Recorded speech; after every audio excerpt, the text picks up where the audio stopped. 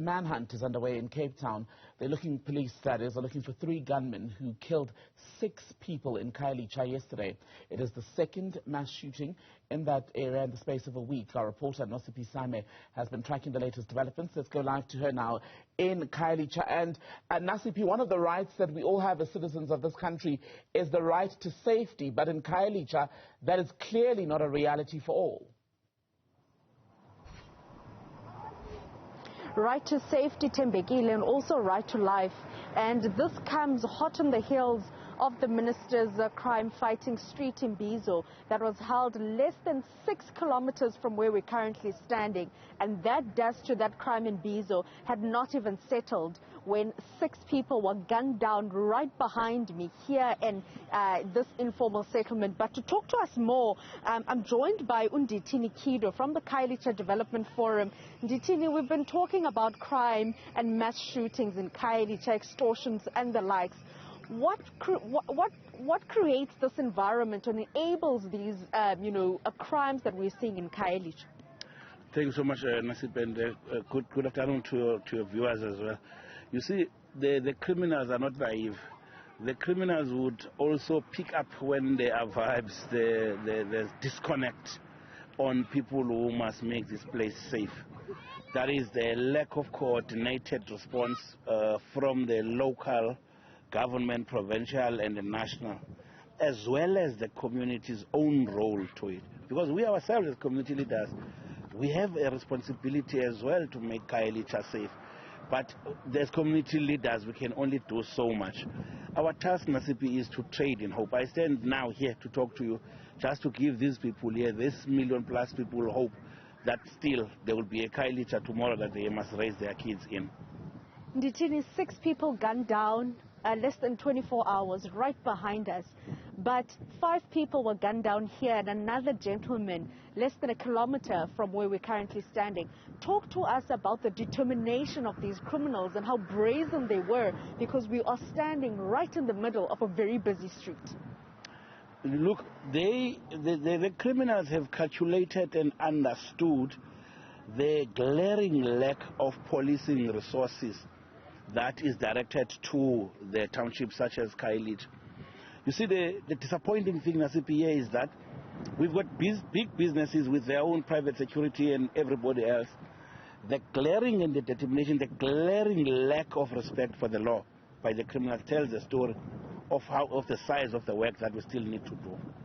Ndithini, is this just a policing issue?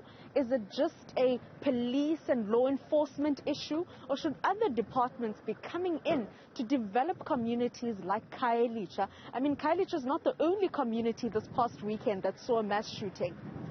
This is an all-of-society kind of a problem we are facing. This is why we're saying we're talking about a collaborative and a coordinated effort. On Wednesday, the KDF is convening all stakeholders, business, police, City of Cape Town, provincial government, local volunteers. We come together and see how best can we deal with these matters. There would still be issues of environmental design, Nasiphi, that affects this. Last night when we were here, this place is pitch black. That is also something, because it serves as a deterrent still. If you look at all these street lights here last night, at least, last night were all not working. SAPS is saying that, look, under these circumstances, even if they were to be here at that point, there wasn't much. If you look at the person who chased the wounded, it tells you a story of a determined assailant who wanted to kill that person at all costs, regardless of what else is there.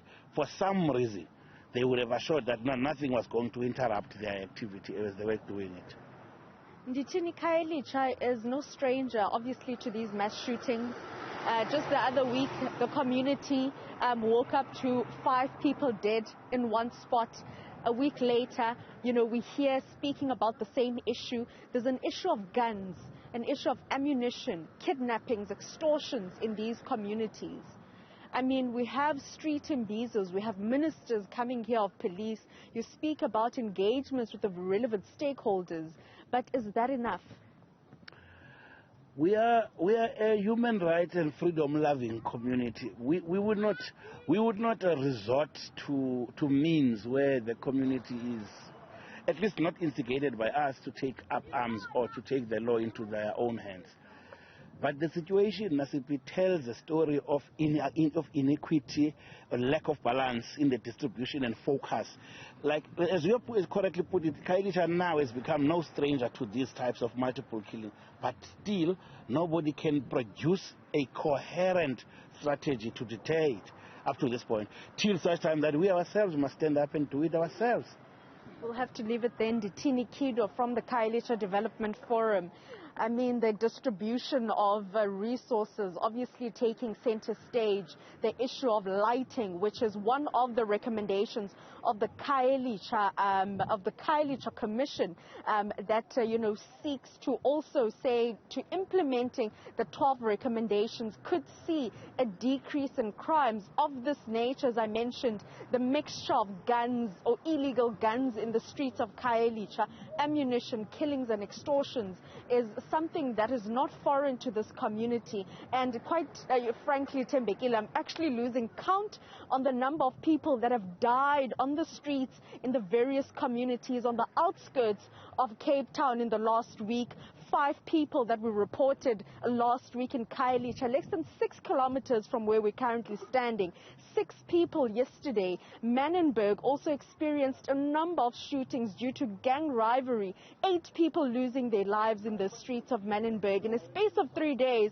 And not too far from where we are in Strand, we're hearing that there was another mass shooting that left 3 people dead. And this is just the killings that we know of. And you can imagine the amount of killings that we aren't aware of.